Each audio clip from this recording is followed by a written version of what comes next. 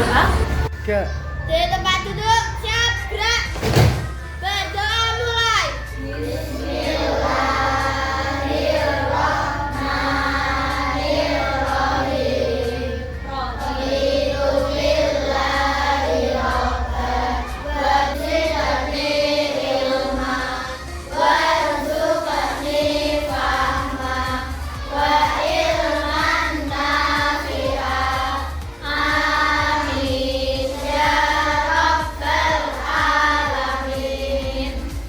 Beri salam kepada Bu Rika.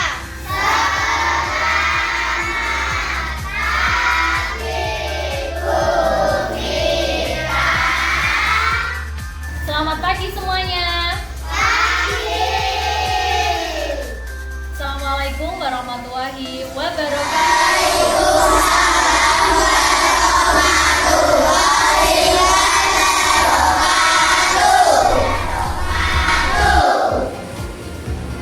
Oke, sekarang kita mau cek kehadiran dulu ya.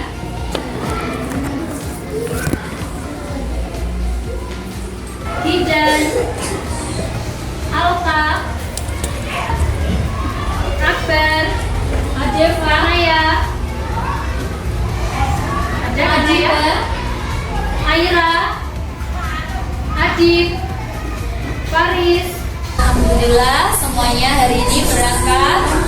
Semuanya dalam keadaan sehat walafiat. Anak-anak semuanya sehat?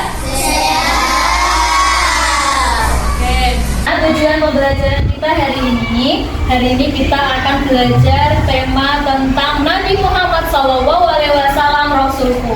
Tujuan pembelajaran kita hari ini yaitu kita akan mengetahui tentang peristiwa saat Nabi Muhammad berkhulwat di Gua Hira, saat Nabi Muhammad menerima wahyu yang pertama. Siapa tahu idola kalian?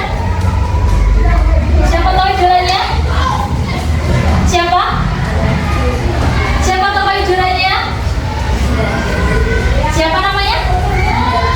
Andra. Oke, bagus. Itu siapa ya? Ada Cristiano Ronaldo juga. Oke, bagus. Syamil siapa tokoh idolanya? Nabi Muhammad. Oke, ini ada temanmu yang tokoh idolanya Nabi Muhammad SAW. Nah, anak-anak, biasanya kalau tokoh idola itu kan kita contoh perilakunya ya. Benar? Kalau ada yang suka tokoh idola pemain sepak bola, pasti dia gemar bermain bola. Kalau ada yang tadi Pak Soekarno, pasti dia pengen punya jiwa kepemimpinan yang keren seperti Pak Soekarno. Lalu ada yang punya tokoh idola Nabi Muhammad SAW. Apa yang ingin kalian pelajari dari Nabi Muhammad, terutama Syamil? Kenapa kamu pilih Nabi Muhammad? Karena sikapnya seperti apa? Pandai. Pandai. Oke, Syamil pengen jadi anak yang pandai. Sip, keren sekali. Muhammad SAW. Jika mau bertanya, ada yang pernah dengar dengan kata Gua Hira? Nadia pernah dengar kata Gua Hira? Apa itu Gua Hira? Gua yang ada di Mekah. Boleh. Lalu apakah ada yang pernah dengar kalimat Malaikat Jibril? Ada? Angkat tangan Malaikat Jibril. Oke, siapa itu Malaikat Jibril? Malaikat. Oke, malaikat yang menyampaikan wahyu. Nah, sekarang kita meluruskan, menambahkan, benar sekali kata Nadia, anak-anak. Gua Hira itu gua yang ada di Mekah. Nah, di tempat itu, gua itu adalah tempat Nabi Muhammad menerima wahyu yang pertama. Oke, nah setelah ini kita akan memulai pembelajaran kita. Mufika akan menjelaskan nanti yang pertama. Mufika akan menjelaskan materi kita yaitu tentang Nabi Muhammad SAW Rasulku melalui penjelasan. Lalu yang kedua kita akan nonton film. Senang semuanya? Nonton film. Selanjutnya nanti yang ketiga nanti kita akan bermain kompetisi. Anak-anak senang?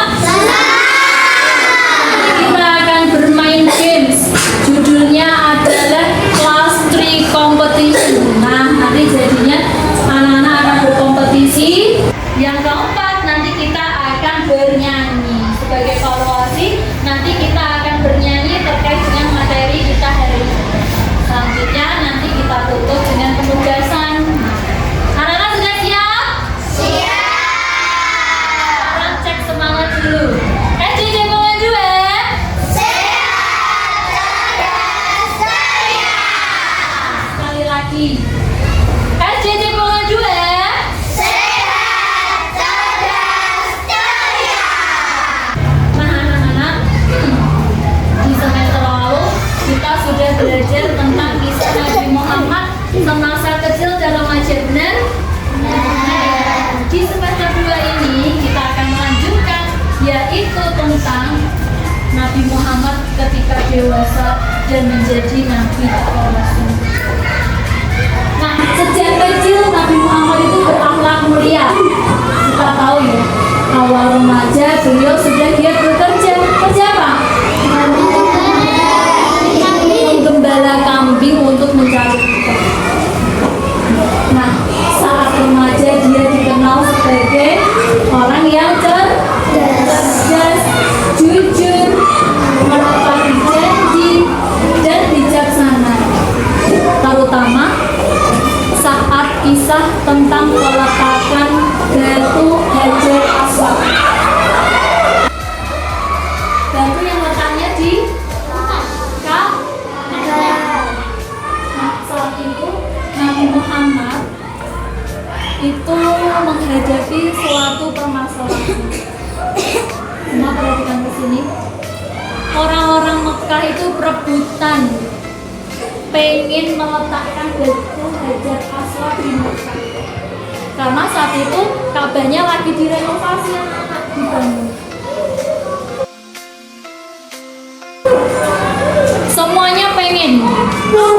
Aku yang harus meletakkan batu itu di Ka'bah. Gak bisa, aku yang harus meletakkan. Aku aja. Semuanya rebutan. Lalu mereka membuat sebuah aturan. Siapa orang yang masuk pertama kali di arena ini besok pagi, maka dia yang berhak untuk meletakkan batu Hajar Aswad tersebut. Ternyata keesokan harinya siapa orang yang Nabi Muhammad. Maka Nabi Muhammad berhak menjadi orang yang meletakkan batu Hajar Aswad itu di Ka'bah. Anak-anak tahu tidak apa yang dilakukan Nabi? Apakah Nabi, "Hore, aku orangnya" itu? Tidak. Lalu Nabi Muhammad mengambil sorbannya, lalu sorbannya dibentangkan. Hush. Lalu batunya diletakkan di tengah-tengah kain. Nabi Muhammad memanggil pemimpin suku Quraisy, silahkan memegang di pojok-pojok kain ini. Semuanya memegang di pojok. Orang-orang yang ingin ikut serta silahkan memegang kain di tepi. Semuanya sudah digerombol, lalu batu itu dibawa bareng-bareng, diangkat, lalu sampai di dekat Ka'bah. Nabi Muhammad meletakkan batu itu di tempatnya. Keren tidak? Di situ kita belajar ternyata Nabi Muhammad itu dia mencari solusi jitu. Nah, itu sekilas tentang Nabi Muhammad ketika dulu. Sekarang setelah dewasa, Nabi Muhammad menikah dengan seorang saudagar kaya yang bernama siapa? Khadijah, istri utamanya, seorang saudagar. Lalu Nabi Muhammad itu merasa gelisah, anak-anak, sedih lihat orang-orang suku Quraisy itu perilakunya buruk. Mereka suka minum minuman keras, suka berjudi, mengundi nasib. Lalu yang paling parah, mereka menyembah berhala. Mereka menyembah berhala. Nah, atas dasar itu, atas dasar keresahan Nabi, sehingga mendorong Nabi Muhammad untuk melakukan berkholwat atau bertahanus. Apa Apa itu berkholwat atau bertahanus? Berdiam diri, berdoa untuk mencari petunjuk. Nah, selanjutnya berkholwat di Gua Hiro. Nabi itu sering berkholwat di Gua Hiro, anak-anak, sampai berhari-hari lamanya untuk mendekatkan diri kepada Yang Maha Kuasa di gua itu. Gua Hiro itu letaknya beberapa kilometer dari kota Mekah. Jadi kalau dari rumahnya Nabi menuju Gua Hiro itu harus naik gunung. Tahu gunung di Mekah itu gunungnya bebatuan, padang pasir, panas, terik. Tapi Nabi Muhammad mendaki, mencari tempat keluar. Ketemulah Gua Hiro. Gua ini memiliki 2 pintu. Satu pintunya itu mengarah ke Ka'bah, sehingga Nabi Muhammad ketika berdoa, beliau bisa melihat Ka'bah dari celah lubang gua di belakang. Lalu dia berdoa di dalamnya. Beliau beribadah dengan khusyuk, menjauhkan diri dari kehidupan dunia, karena tadi resah ya keadaan sukunya, keadaan umatnya seperti itu, dan memikirkan keesaan Allah yang telah menciptakan alam semesta ini. Ini ada alam semesta seperti ini, pasti ada yang menciptakan, tidak mungkin tiba-tiba ada. Nah, sudah berkholwat lama, berdoa, merenung, sedih, lalu tiba-tiba Nabi Muhammad SAW menerima wahyu pertama di gua tersebut saat berusia 40 tahun. Dari siapa wahyu itu datang? Malaikat Jibril datang dalam bentuk wujud manusia, menyampaikan wahyu pertama. Malaikat Jibril datang. Nabi Muhammad kaget, lalu dia berbaju putih, lalu tiba-tiba bilang sama Nabi Muhammad, Iqra. Iqra artinya apa? Padahal Nabi Muhammad tidak bisa membaca, tidak bisa menulis. Terus Nabi Muhammad bingung, apa ini adalah jawaban dari doa-doaku ya? Tiba-tiba ada orang yang datang. Terus Nabi Muhammad jawab, aku tidak bisa membaca. Terus malaikat Jibril mendekap Nabi Muhammad, bilang lagi, Iqra. Nabi Muhammad jawab, aku tidak bisa membaca. Terus malaikat Jibril mendekap lagi, didekap lagi sampai berdebar hatinya, ketakutan, lalu bilang lagi, Iqra. Nabi Muhammad jawab lagi, aku tidak bisa membaca. Terus Nabi Muhammad didekap lagi, lalu Nabi Muhammad mengganti jawabannya, apa yang harus aku baca? Lalu malaikat Jibril menyampaikan wahyu pertama, yaitu Quran surat Al-Alaq ayat 1 sampai 5. Coba dilihat surat Al-Alaq 1 sampai 5. Nah, kali ini. Oh, kita baca bersama-sama. Surat Al-Alaq ayat 1 sampai 5 yang bunyinya seperti ini. Iqra bismi rabbikal ladzi khalaq. Khalaqal insana min 'alaq. Iqra wa rabbukal akram alladzi 'allama bil qalam. Nah, anak-anak, dari situ Nabi Muhammad tercengang, masih dalam keadaan badannya gemeter, takut kayak masuk angin.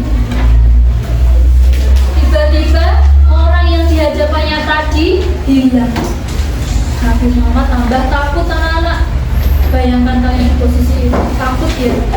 Terus Nabi Muhammad bergegas mengambil persediaan makanannya, dibawa, terus dia turun dari gunung tinggi, turun.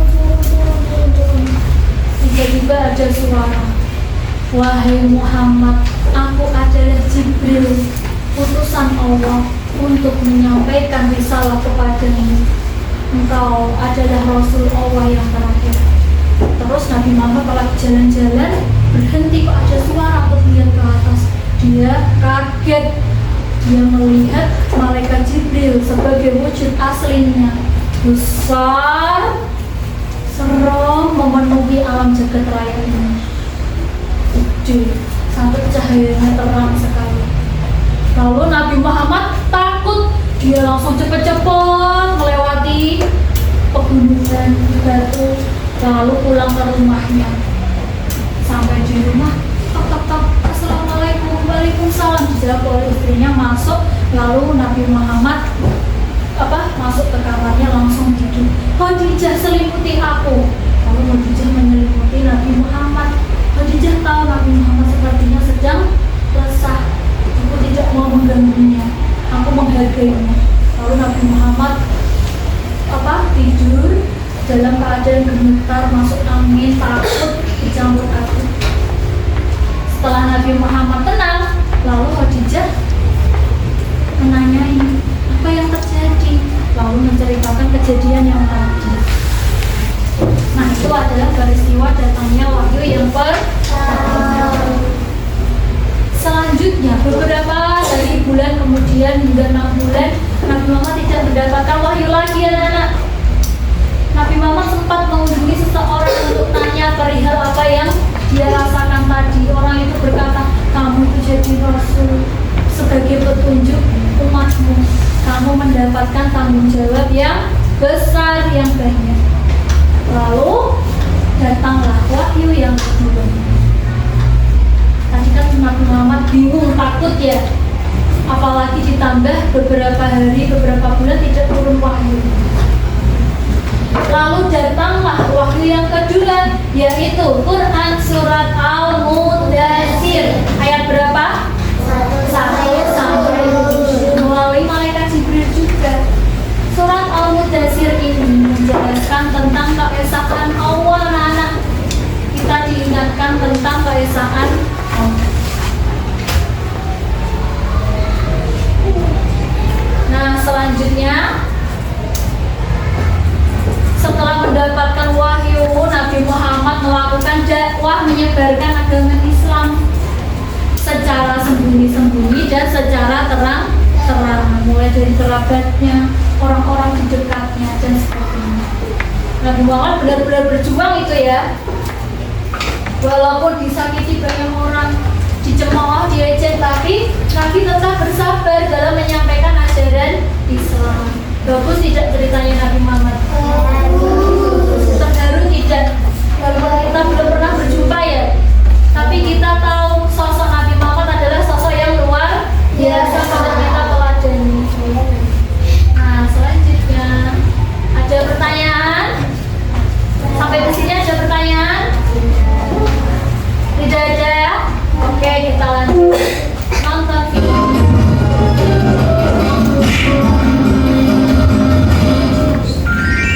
Kisah Nabi Muhammad SAW, peristiwa kenabian dan turunnya wahyu. Nah, itu tadi video kisah tentang Nabi Muhammad. Keren ya? Keren tidak? Keren. Selanjutnya semuanya sudah siap untuk kerja kelompok? Siap ya? Siap?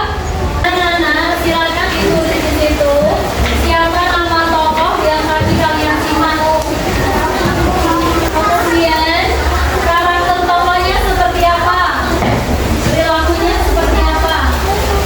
Yang ketiga, peristiwa apa yang mengesankan menurut kelompok kalian?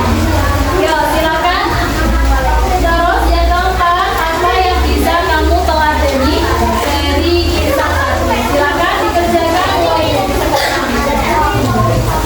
Ya, tokoh utamanya saja.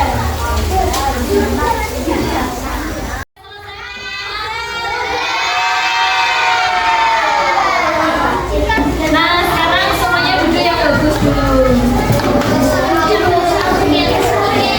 Udah? Duduk yang bagus. Nah, perhatikan. Alta, perhatikan duduk sebentar. Anam, duduk dulu. Nah, sekarang kita akan presentasi setiap kelompok. Nanti kelompok yang lain menanggapi ya. Vika,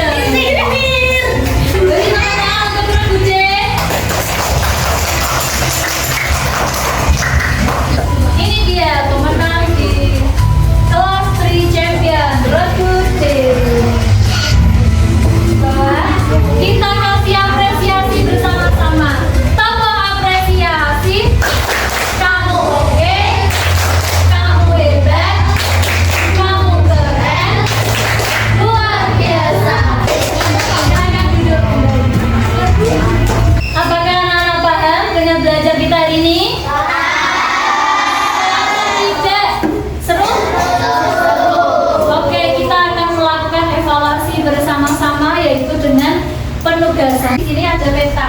Di sini petanya kosong, ada titik-titiknya. Silakan anak-anak melengkapi peta tersebut. Misalnya, alasan Nabi Muhammad berkhulwat itu apa? Tulis di bawahnya. Usia 40 tahun Nabi Muhammad itu menjadi apa? Wahyu pertama itu apa? Isinya tentang apa? Wahyu kedua itu tentang apa? Surat apa? Siap? Bisa mengerjakan ini? Oke, kita bagi ya.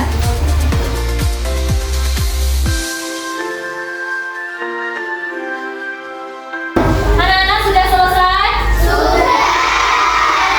Sekarang tugasnya silakan dikumpulkan. Yuk.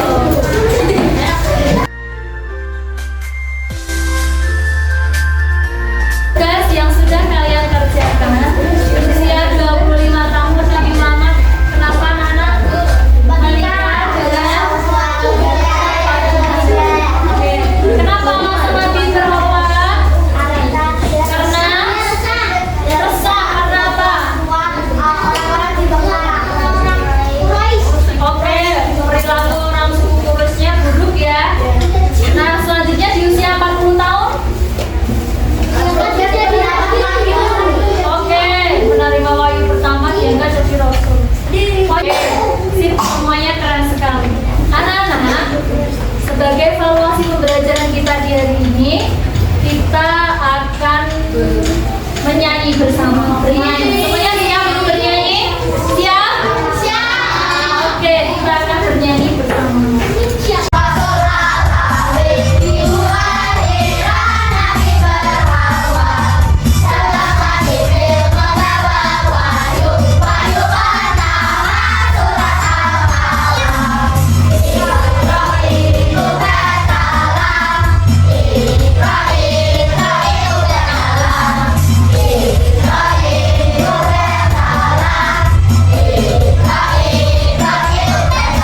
Itu tadi pembelajaran kita di hari ini, yaitu tentang dua hal, yaitu proses Nabi Muhammad ketika berkhulwat di Gua Hira dan menerima wahyu pertama dan kedua. Anak-anak, di minggu berikutnya kita akan belajar tentang dakwah Nabi Muhammad secara terang-terangan dan secara sembunyi-sembunyi. Nah, semoga belajar hari ini membawa manfaat untuk kita semuanya. Anak-anak hari ini mendapatkan ilmu, mendapatkan keberkahan. Amin ya Rabbal